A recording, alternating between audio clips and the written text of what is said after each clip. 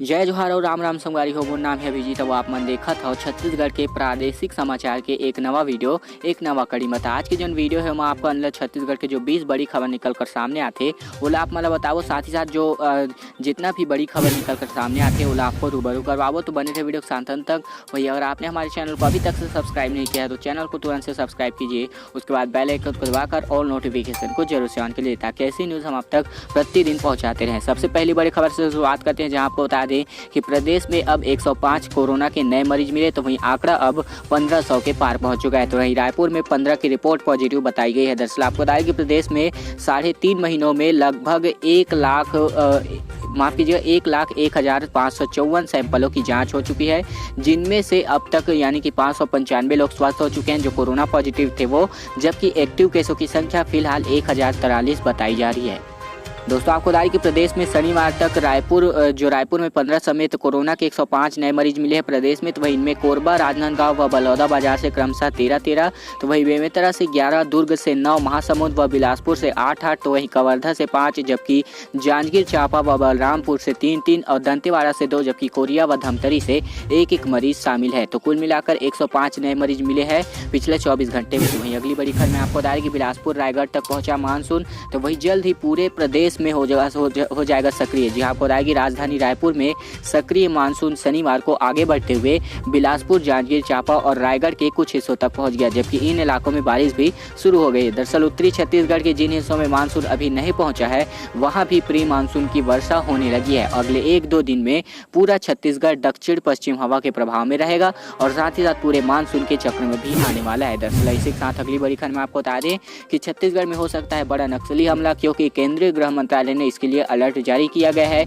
और जवानों के लिए कहा है कि संभल कर सर्चिंग पर निकले। दरअसल आपको बता दें कि केंद्रीय गृह मंत्रालय की ओर से ये न्यूज़ निकलकर सामने आई है, जहां इस बात का जिक्र किया गया है कि छत्तीसगढ़ के वनांचल क्षेत्रों में नक्सलियों की कायराना करतूत लगातार जारी है। तो वहीं लॉकडाउन में जहां नक्सलियों ने कई नापाक इरादों को अंजाम देने की कोशिश की है, तो वहीं दूसरी ओर क्षेत्र में तैनात जवानों ने उनके मंसूबों को नाकामयाब किया है। इसी बीच केंद्रीय गृह मंत्रालय ने बड़े हमले की आशंका जताते हुए छत्तीसगढ़ के लिए फिलहाल यह नक्सलाइट हमले का अलर्ट जारी किया गया है। वहीं अगली बड़ी खबर में आपको बता दें कि PDS में 3,28,000 के राशन की गड़बड़ी का मामला सामने आया है। दरअसल आपको बता दें कि कवर्धा से न्यूज़ निकलकर सामने आई है, जहां पांडातराई थाना क्षेत्र के उचित मूल्य की दुकान महली में 3,28,000 रुपए के राशन की गड़बड़ी सामने आई है। इसके चलते ग्राम सिरमी के 250 परिवारों को 3 महीने से सस्ता चावल नहीं मिल पाया है। वहीं सेल्समैन को निलंबित करते हुए इसके खिलाफ थाने में FIR दर्ज कराई गई है, जबकि लेकिन चावल का नया स्टॉक नहीं भेजने से राशन कार्डधारी परिवार परेशान है। वहीं आरोपी सेल्समैन परमेश्वर पिता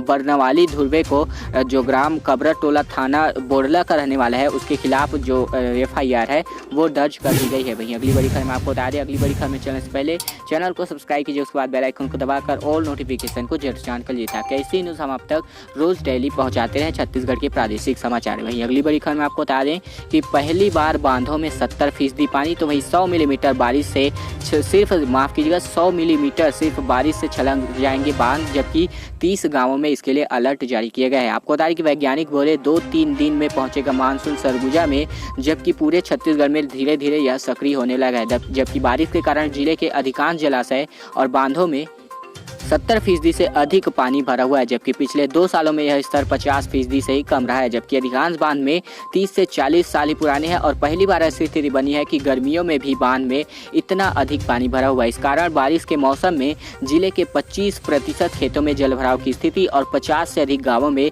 बाढ़ जैसी स्थिति आने वाली है, जिसके लिए अब सतर्क रहने की जरूरत है। अगली बड़ी खबर आपको बता दें कि CM भूपेश बघेल का फैसला, कहा 15,000 से ज़्यादा लोगों को काम देने के लिए 4,000 करोड़ रुपए की 30 नई सड़कें बनेंगी। जहां आपको बता दें कोरोना संकट व लॉकडाउन के कारण दूसरे राज्यों से लौटे 15,000 से ज़्यादा लोगों को रोजगार देने के लिए जल्द ही 4,000 करोड़ रुपए की 30 नई सड़कों का काम शुरू किया जाएगा। इसके लिए सरकार एशियन डेवलपमेंट बैंक से कर्ज लेगी। वहीं CM भूपेश बघेल ने PWD के प्रस्ताव को हरी झंडी दे दी है। उन्होंने प्रदेश में बड़ी संख्या में रोजगार उपलब्ध कराने के लिए बारिश से पहले सड़कों का मेंटेनेंस पूरा करने का निर्देश जारी कर दिए गए हैं। वहीं अगली बड़ी खबर में आपको बता दें जबकि जो अगली बड़ी खबर निकलकर सामने आई है कि छत्तीसगढ़ में कई स्थानों पर 24 घंटे में भारी बारिश की चेतावनी दर्ज की गई है। दरअसल आपको बता दें कि मौसम विभाग ने प्रदेश में आगामी 24 घंटों के दौरान 1-2 स्थानों पर भारी वर्षा की चेतावनी जारी की गई है। इसके साथ ही कुछ स्थानों पर गरज चमक के साथ आकाशीय बिजली गिरने की आशंका भी जताई गई है। वहीं अधिकांश स्थानों पर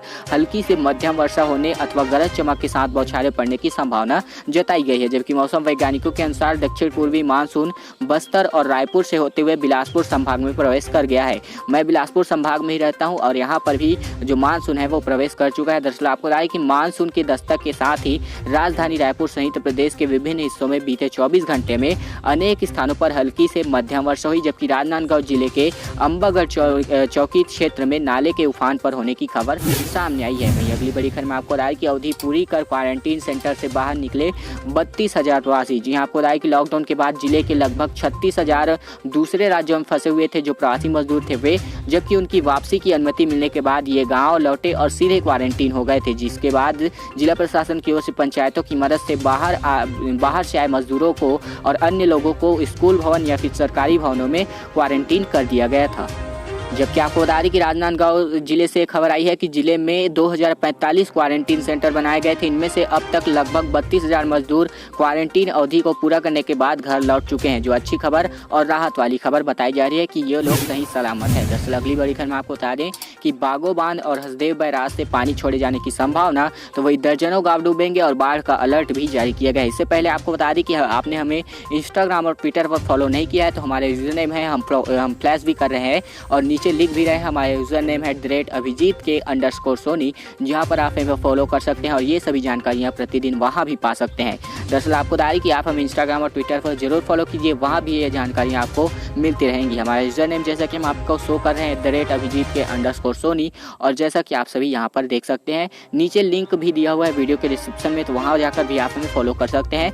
वहीं इसी खबर में आगे बढ़े जहाँ आपको बता दें कि बांगो बांध और हसदेव बैराज से पानी छोड़े जाने की संभावना, तो वहीं दर्जनों गांव डूबेंगे और बाढ़ का अलर्ट भी जारी किया गया है। दरअसल आपको बता दें कि आम लोगों को खदान चलाने के लिए जगह खाली करने के निर्देश दिए गए हैं, जबकि ज़्यादा बारिश के आसार की वजह से पानी खतरे के निशान से ऊपर जाने की आशंका लगातार बताई गई है। जबकि आपको बता दें कि कोरबा जिले से खबर आई है मानसून छत्तीसगढ़ पहुंच चुका है। ऐसे में कुछ इलाकों में ज़्यादा बारिश होने की संभावना है और जानकारी के मुताबिक जल स्तर बढ़ने से बांगो बांध, माचा डोली एवं हसदेव बैराज से दर्री से नदी में पानी प्रवाहित किया जाएगा। जबकि बांध से नीचे हसदेव नदी के किनारे के हिस्सों को खाली करने के बारे में अलर्ट जारी किया गया है। जबकि लोगों को सुरक्षित स्थानों पर जाने के लिए कहा गया है और इन इलाकों में खनिज खदान ठेकेदार औद्योगिक इकाइयां से साफ कहा गया है कि वे अगर ये इलाका खाली नहीं करते और बाढ़ आती है तो नुकसान का जिम्मा जल संसाधन विभाग का नहीं होने वाला है।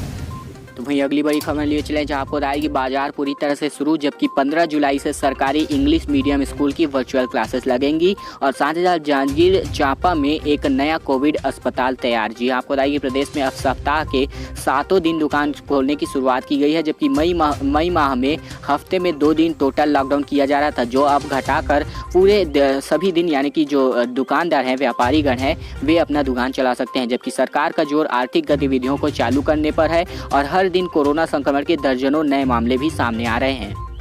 इससे पहले आपको बता दें कि दुकानों को शाम 7 बजे तक खोलने की अनुमति थी, जो अब इसे सुबह 5 बजे से रात 9 बजे तक के कर दिया गया है। यानी कि अब जो दुकानों में रौनक जो है वापस लौटने वाली है। वहीं अगली बड़ी खबर में आपको बताया कि छत्तीसगढ़ में कोई भी खरीद सकेगा सरकारी भूमि। जी आपको बता दें कि छत्तीसगढ़ सरकार राज्य के शहरी क्षेत्रों में स्थित सरकारी या फिर नजूल जमीन बेच रही है, जबकि कोई भी व्यक्ति मकान, दुकान या अन्य किसी काम के लिए सरकारी जमीन खरीद सकता है। इसके लिए सरकार ने जमीन आवंटन की प्रक्रिया को सरल किया है, जबकि राजस्व कानून में संशोधन कर कलेक्टरों के अधिकार में वृद्धि की गई है। जबकि इससे जिला स्तर पर जमीन आवंटन व व्यवस्थापन के मामलों को पूरी पारदर्शिता के साथ सहजता और शीघ्रता से निराकृत किया जा सकेगा। वहीं सरकार की इस पहल का जमीन के कब्जाधारियों को भी लाभ मिलने वाला है। वहीं अगली बड़ी खबर में आपको बताया कि राजनांदगांव से 17 मरीज ठीक होकर कवर्धा लौटे। जी हां, कबीरधाम जिले में कोरोना को हराने के सिलसिला लगातार जारी है, जबकि इसी कड़ी में शनिवार को मेडिकल कॉलेज राजनांदगांव से एक साथ 17 मरीज ठीक होकर देर रात को कवर्धा लौट आए। जबकि इनमें बोरला ब्लॉक के 3, कवर्धा ब्लॉक के 11 और लोहारा ब्लॉक के 4 लोग शामिल है। अब तक जिले के 36 मरीज स्वस्थ होकर डिस्चार्ज हो चुके हैं। अच्छी बात निकलकर सामने आई है राजनांदगांव जिले से। वहीं अगली बड़ी खबर में आपको बता दें अब जल्द ही 6 ब्लॉक जुड़ेंगे डबल लेन रोड से। जी हाँ, राम वन गमन पथ का काम जो है जल्द शुरू होने वाला है। सीएम भूपेश बघेल ने पीडब्ल्यूडी को तेजी से काम करने के निर्देश दिए हैं। वही ट्रांसमिशन कंपनी ने 27 लोगों को इसकी अनुकंपा नियुक्ति की गई है। दरअसल आपको बता दें, राज्य के 146 में से 6 ब्लॉक अब जाकर डबल लेन सड़क से जुड़ेंगे। इनमें देवभोग, नरहरपुर, जनकपुर, कुआकोंडा, लुंड्रा और मैनपाट शामिल है। सीएम भूपेश बघेल ने इन ब्लॉक को डबल लेन से जोड़ने का प्रस्ताव के पर तेजी से काम शुरू करने के निर्देश दिए गए हैं। वही इसी तरह राम वन गमन पथ के 1512 किलोमीटर सड़क का काम भी तेजी से करने को कहा गया है, जबकि राम वन गमन पथ की लंबाई करीब 2260 किलोमीटर है।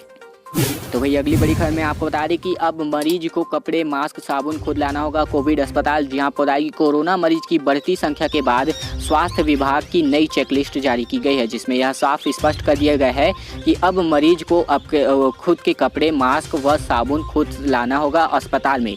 जी आपको बता दें, कोरोना मरीजों की बढ़ती संख्या का असर अस्पताल की व्यवस्था पर पड़ने लग गया है।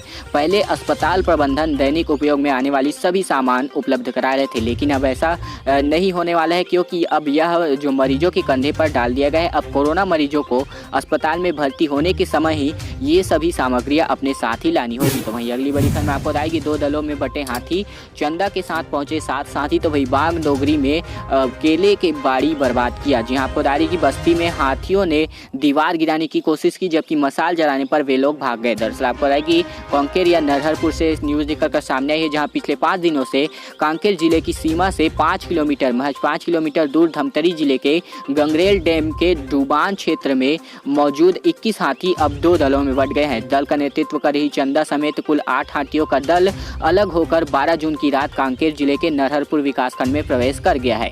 यहां रात में उत्पात मचाते हुए तथा फसल, मकानों या दुकानों को नुकसान भी पहुंचाया जा रहा है इन हाथियों के द्वारा। तो वहीं अगली बड़ी खबर में आपको बता दें कि अब नाली, सड़क, पानी, सफाई समेत बुनियादी सुविधाओं के लिए वार्डों में बनेंगे नोडल अफसर। जी आपको बता दें कि खाद्य, खनिज, पीडब्ल्यूडी, सिंचाई विभाग के अफसर भी होंगे शामिल, जबकि शहर के वार्डों में सड़क, पानी, नाली जैसी बुनियादी सुविधाओं का हाल जानने पहली बार नगर निगम के अलावा अलग अलग विभागों के अफसर फील्ड पर जाकर लोगों से मिलेंगे और उनसे सेवा और जरूरतों पर फीडबैक लेंगे। जबकि कलेक्टर भीम सिंह के निर्देश पर खाद्य, खनिज, पीडब्ल्यूडी, सिंचाई समेत अन्य विभागों के अफसरों को वार्डों का नोडल अफसर बनाया गया है। वहीं गली मोहल्लों में जाकर इनकी टीम 8 बिंदुओं पर लोगों की प्रतिक्रिया लेंगे, यानी कि फीडबैक लेंगे। दोस्तों, आज की खबरों का सिलसिला बस ये तक का था। उम्मीद है आप वीडियो पसंद आया होगा। वीडियो पसंद आया तो वीडियो को लाइक कीजिए, साथ साथ चैनल पर नए हैं तो चैनल को सब्सक्राइब कीजिए। उसके बाद बेल आइकन को दबाकर ऑल नोटिफिकेशन को जरूर से ऑन कर लीजिए, ताकि ऐसे न्यूज़ हम आप तक प्रतिदिन पहुंचाते रहे। दोस्तों, आपको बता दें कि आप हमें इंस्टाग्राम और ट्विटर पर जरूर फॉलो कीजिए। हमारा यूजर नेम है @abhijit_soni, जहाँ पर आप हमें फॉलो कर सकते हैं। वहाँ भी सभी जानकारियाँ आपको प्रतिदिन देखने को मिलती है, तो जरूर से हमें फॉलो कीजिए इंस्टाग्राम और ट्विटर पर। अगली वीडियो में मिलेंगे, तब तक लिए कीप ट्रैकिंग, हमें जरूर फॉलो कीजिए। नमस्कार।